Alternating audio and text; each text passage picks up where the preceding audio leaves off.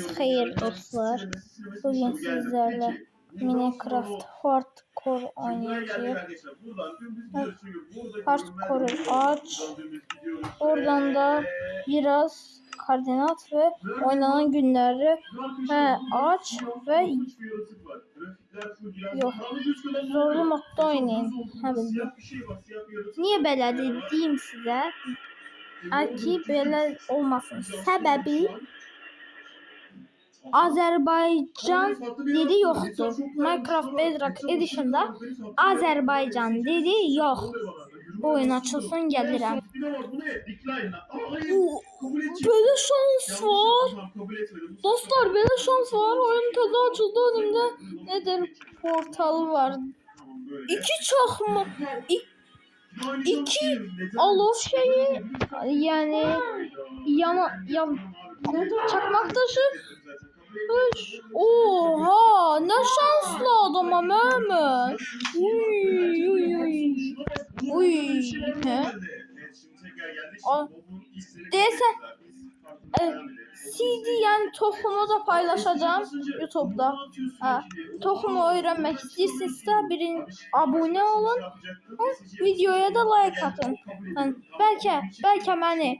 Belki bu videoya 30.000 like gelirse bu CD paylaşacağım.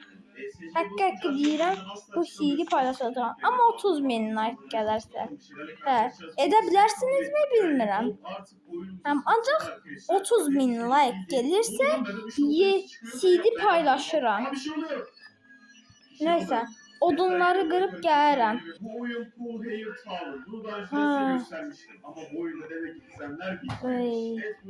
Yoruldum Eğer 100.000 like gelirse devamını çekek mi?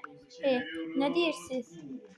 100.000 like gelirse bu videoya 100.000 like gelirse hem CD paylaşırım yani buranın yerini paylaşırım hem de seriyasını devam ettirirəm.